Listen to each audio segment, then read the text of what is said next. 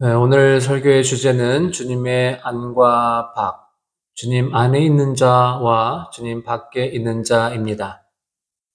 안의 사전적 의미는 어떤 물체나 공간에 둘러싸인 가에서 가운데로 향한 쪽이고, 밖은 어떤 선이나 금을 넘어선 쪽, 거치 되는 쪽 또는 그런 부분을 말합니다. 이불 밖은 위험해라는 소설도 있고 TV 프로그램도 있었습니다. 보통 안은 안전한 것이고 밖은 불안전한 것이죠. 집 안과 집 밖이 그렇습니다. 그러나 안과 밖이 정반대인 경우도 있죠. 감옥 안은 감옥 밖보다 더 불안전한 것입니다. 훨씬 더 위험한 것이죠. 우리 주변에는 이런 안과 밖의 경계들이 많이 있습니다. 이것을 잘 인식할 때 비로소 나는 어디에 있는지를 질문할 수 있다고 합니다. 우리에게 가장 중요한 것은 예수 그리스도이시죠. 주님 안에 있는가, 주님 밖에 있는가가 우리에게 가장 중요한 것입니다. 오늘 본문을 통해서 주님 안에 있는 자와 주님 밖에 있는 자의 차이점 세 가지를 같이 생각해 보시면서 지금 나의 위치, 여러분의 위치, 지금 우리가 어디에 있는지에 대해서 스스로 질문해 보시기 바랍니다.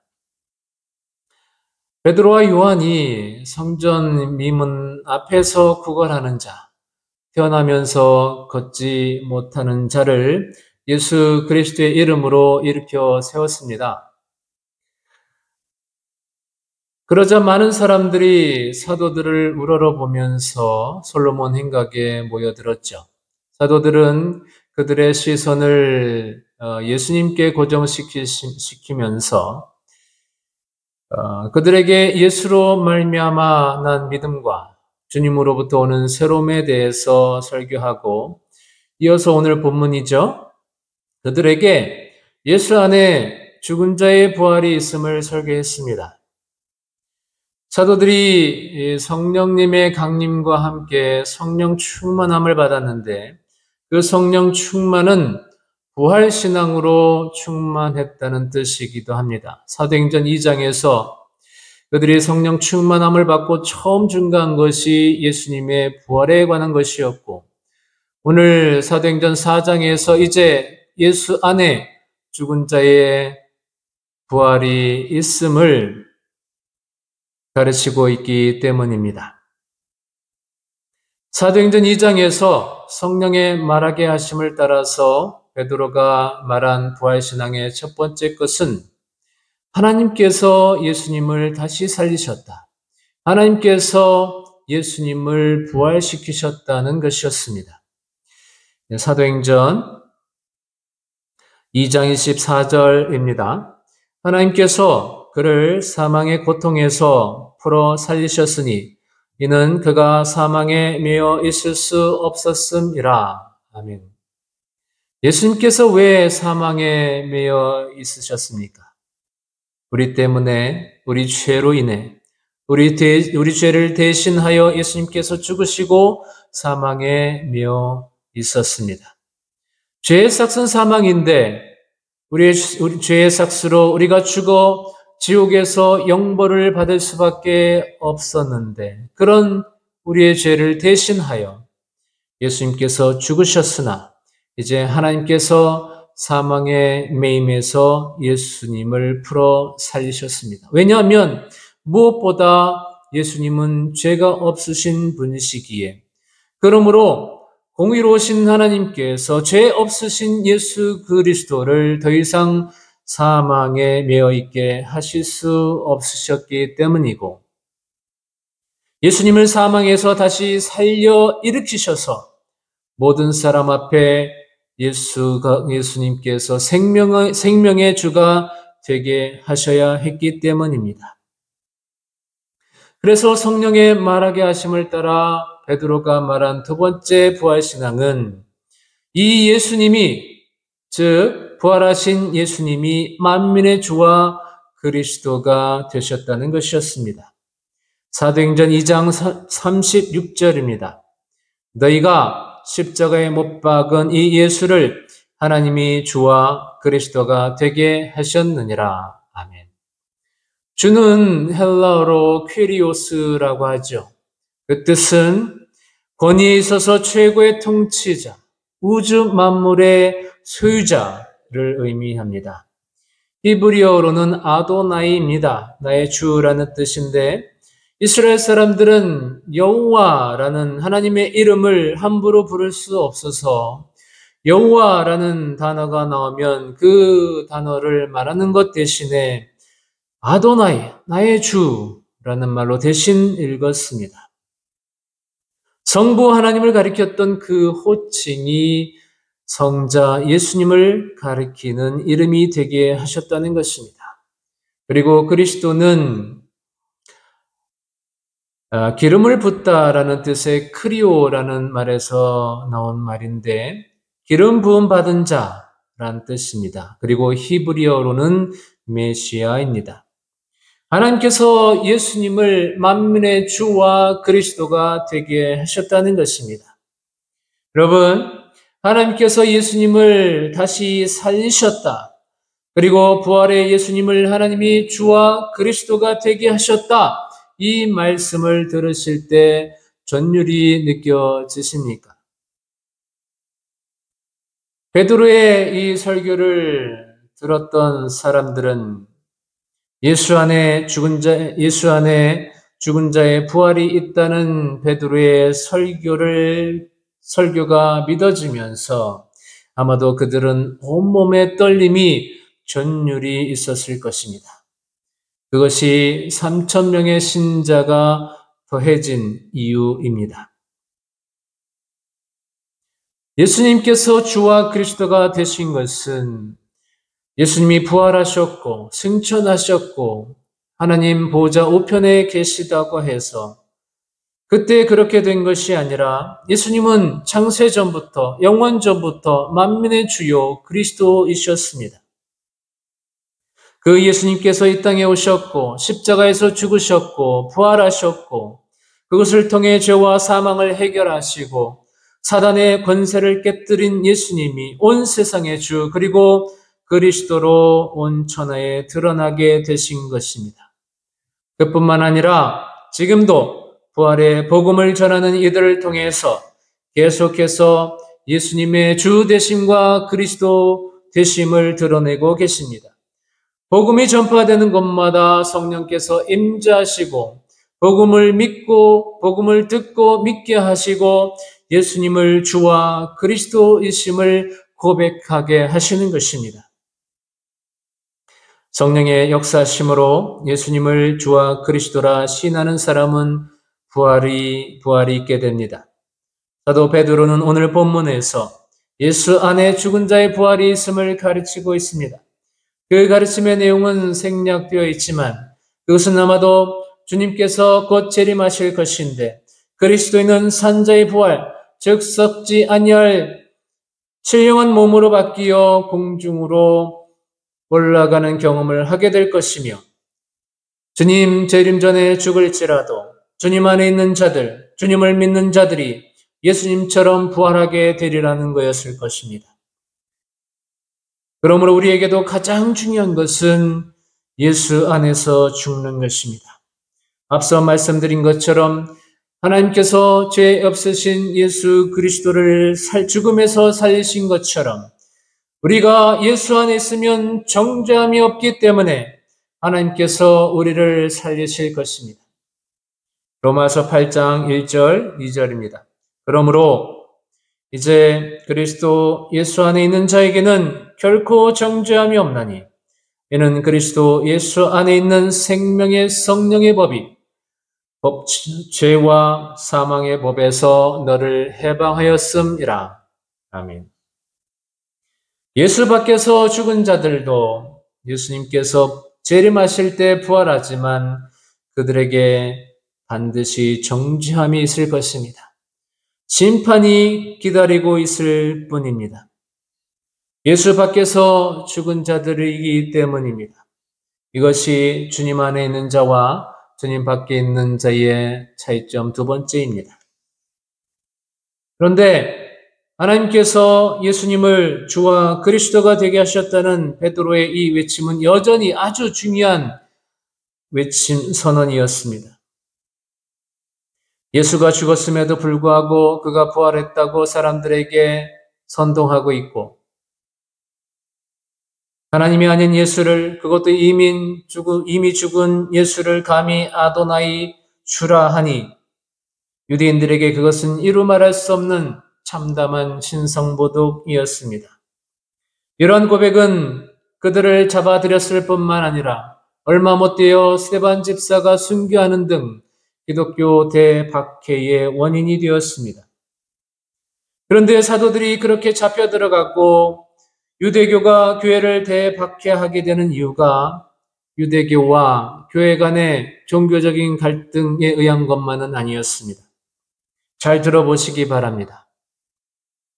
사도들이 솔로몬 행각에 모여있는 사람들에게 예수님을 증거하고 있을 때 제사장들과 성전 맡은 자, 성전 수비대장과 사두개인들이 왔습니다. 그런데 그들은 사도들이 예수 안에 죽은 자의 부활이 있다고 사람들에게 가르치고 전하는 것을 싫어했습니다. 딱히 이유가 없어도 싫어할 수 있고요.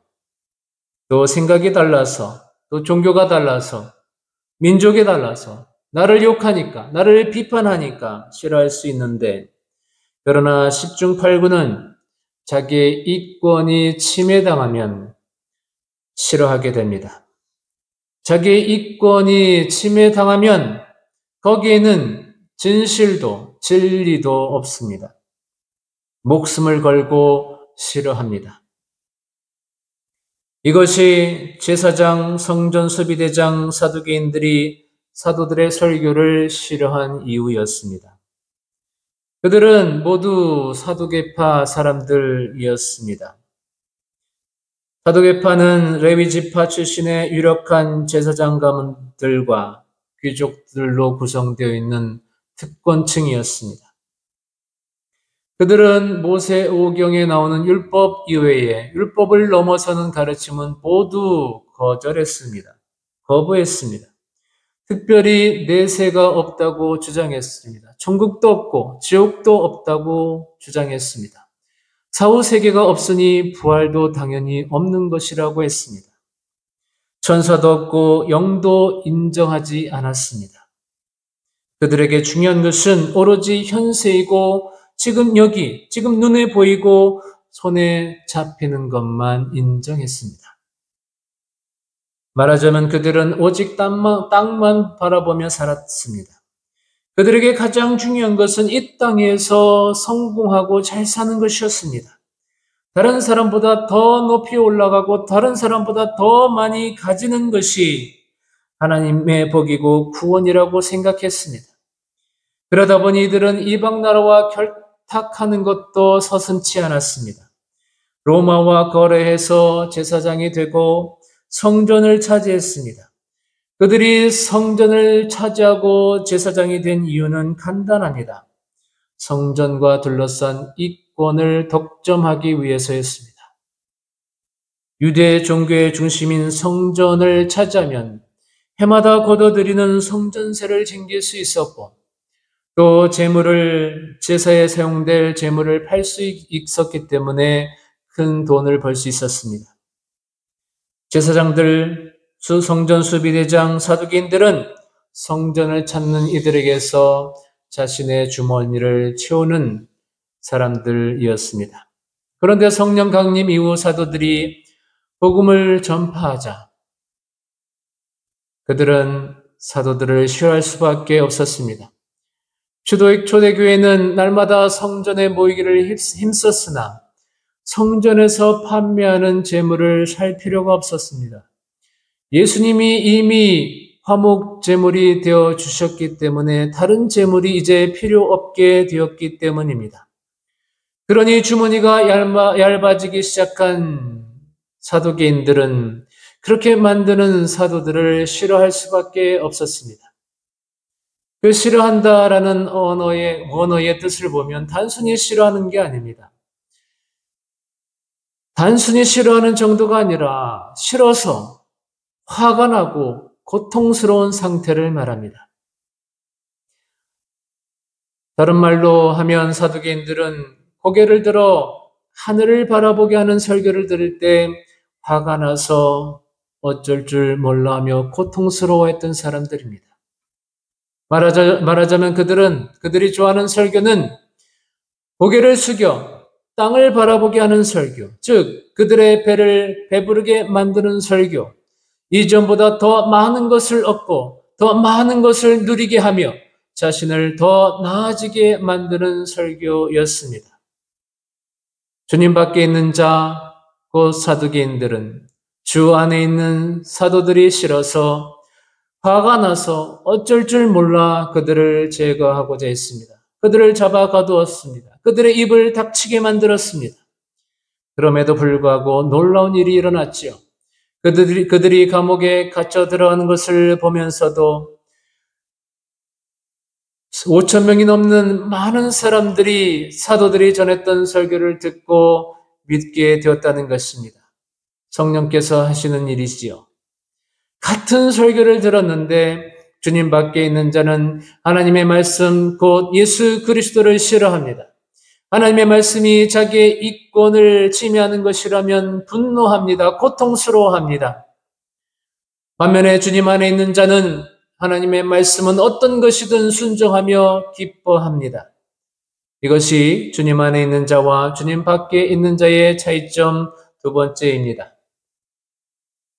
주님 밖에 있는 자들은 사도들을 당장 심판해서 끝장내고 싶어 했으나 날이 이미 저물었습니다.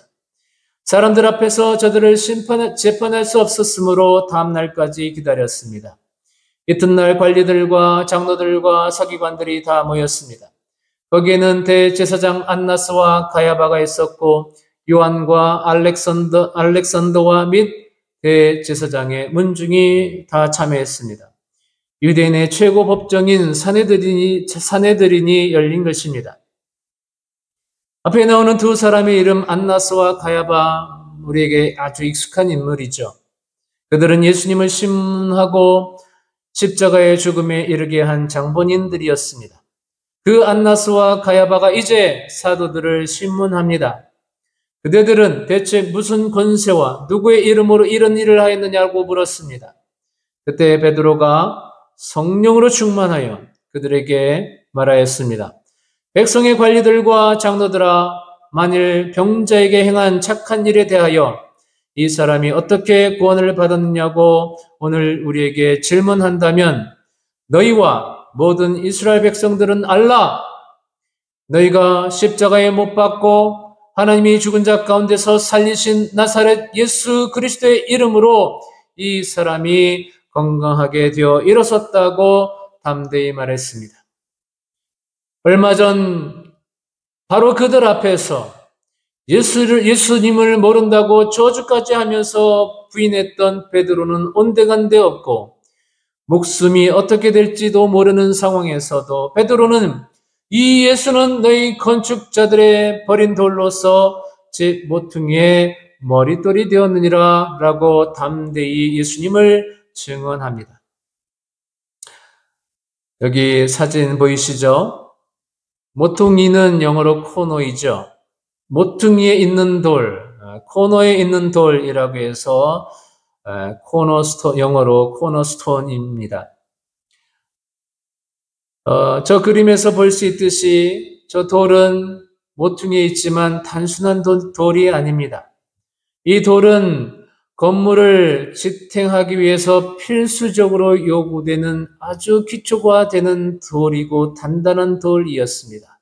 가장 중심이 되는 돌입니다. 다시 말하면 모든 건물이 이 돌에 의존하고 있습니다. 그래서 이 돌을 머릿돌 혹은 주춧돌이라고 합니다. 모퉁이의 머릿돌은 다윗이 고백한 시에서 처음 나옵니다.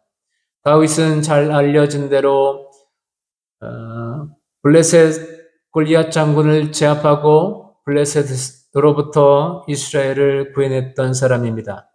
하지만 다윗의 승리는 사울 왕의 경쟁자 제거되어야 할 정적이 되게 하였습니다. 그래서 다윗은 사울 왕의 칼날을 피해서 도망 다니면서 피신 생활을 오랫동안 해야만 했습니다. 그러나 다윗을 죽이려고 했던 사울이 도리어 죽고 다윗이 하나님에 의해 이스라엘의 새로운 왕으로 세워졌습니다. 그때 불렀던 시편 118편에서 이렇게 노래합니다. 22절, 23절입니다. 건축자가 버린 돌이 집 모퉁이의 머릿돌이 되었나니 이는 여호와께서 행하신 것이요 우리 눈에 기이한 바로다. 다윗은 건축에 대해서 잘 알았던 것 같습니다. 이 시에서 건축자는 사울 왕을 가리킬 것이고 건축자가 버린 돌은 다윗 자신을 말하는 것이겠죠. 자기 자신이 건축자가 버린 쓸모없는 돌과 같은 처지였음을 말하고 있는 것입니다. 사울 왕은 자기 자신이 이스라엘 왕국의 유일한 건축자라고 생각하고 있었을 것입니다. 이스라엘의 초대 왕으로서 이스라엘을 일으켜 세울 수 있는 사람은 자기밖에 없고 자기를 능가하는 건축자 혹은 왕은 있을 수 없다는 자부심, 교만함 속에서 살았습니다. 그러나 다윗이 나타나자 다윗을 집요하게 죽이고자 했던 것이죠. 그러나 사울 왕이 버린 그 다윗을 진정한 건축자이신 하나님께서 그를 구원하시고 그 다윗을 이스라엘의 집 모퉁이의 돌, 즉 이스라엘 나라의 새로운 주춧돌로 삼으셨습니다. 예수님께서 이 땅에 오셔서 사역하실 때 다윗의 시를 인용하셨습니다. 사울이 다윗을 죽이려고 했던 것처럼 유대 종교 지도자들이 예수님을 배척하는 것으로 그치지 않고 예수님을 죽이려고 할 때 예수님께서는 그들의 악함을 지적하시면서 바로 이 다윗의 시편을 인용하셨습니다. 마태복음 21장 42절에서 너희가 성경의 건축자들이 버린 돌이 모퉁이의 머릿돌이 되었나니 이것은 주로 말미암아 된 것이요 우리 눈에 기이하도다 함을 읽어본 일이 없느냐라고 하셨습니다. 사울 왕이 그랬던 것처럼 유대 종교 지도자들도 유대 나라에 관한 한 자신들이 최고의 건축자란 자부심 속에 살았습니다.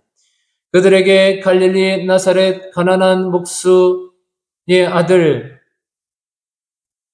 그리고 그러면서도 감히 하나님의 독생자를 자칭하는 예수 그리스도는 자기들 나라의 회방꾼에 지나지 않았습니다. 그래서 그들은 가차없이 수단과 방법을 가리지 않고 예수 그리스도를 제거해 버렸습니다. 하지만 건축자가 버린 돌과 같이 그들이 버린 예수 그리스도를 진정한 건축자이신 하나님께서 하나님 나라의 주춧돌로 삼으시고 그 위에 당신의 몸 교회를 세우셨습니다. 이제 사도 베드로가 사내들인 앞에서 너희가 걸림돌, 무가치한 돌로 여겨 버린 돌을 참된 건축자이신 하나님께서 모퉁이돌, 머릿돌, 주춧돌이 되게 하셨다고 말하고 있는 것입니다. 주님 안에 있는 자는 예수 그리스도를 주춧돌로 삼습니다. 그러나 주님 밖에 있는 자는 건축자의 버리는 돌과 같이 서슴지 않고 예수 그리스도를 버립니다. 최근에 한 분을 만났습니다. 그분은 사회적으로 성공하고 건물도 가지고 있고 땅도 가지고 있는 분입니다. 조물주보다 높다고 하는 건물주이죠. 기독교 신자라고 하는데 그를 만날 때마다 자신은 하나님 믿기가 어렵다고 합니다. 왜 그러시냐고 물어보면 하나님이 자기에게 자꾸 시련을 주신다는 것입니다. 수년 전에 암에 걸렸었고 나이 60 중반이 되었는데도 이렇게 어렵게 일을 하면서 그럭저럭 살아가고 있다는 것이죠. 제가 볼 때는 남부러울 것이 없는데도 말이죠. 하나님을 믿으면 자기 삶에 아무런 시련도 없어야 하고 병도 안 걸려야 하고 사는 것도 편안히 잘 살게 해줘야 하는 것 아니냐는 생각을 하는 것 같았습니다. 앞서 말씀드린 그 사두개인들에게 가장 중요한 것이 이 땅에서 성공하는 것, 다른 사람보다 더 높이 올라가는 것, 더 많이 가지는 것이고 그것이 하나님의 복이고 구원이라고 생각했는데 이분도 그렇게 생각하는 것 같았습니다. 이분의 주춧돌은 누구일까요? 자기 자신이 아닐까요? 반면에 제가 아는 또 어떤 분은 아무리 시련이 있어도 억울하고 분통한 일이 있어도 평생 짊어지고 가야 하는 고통이 있음에도 불구하고 항상 감사하고 하나님께 영광을 돌립니다. 나이가 70이 넘었는데도 건강하게 일할 수 있는 것에 대해서도 감사하는 분이십니다. 그 인생의 주춧돌은 바로 예수 그리스도이시기 때문입니다. 우리 삶의 전 영역의 주춧돌이신 예수 그리스도를 중심으로 주님 안에서 부활과 영생의 약속을 믿으며 주님 안에서 말씀의 은혜를 누리며 예수 그리스도로 말미암아 범사에 감사하며 반석 위에 지은 집과 같이 흔들리지 않는 아름다운 집을 지어가시는 저와 여러분들이 되시기를 예수 그리스도의 이름으로 축복하며 축원드립니다. 아멘.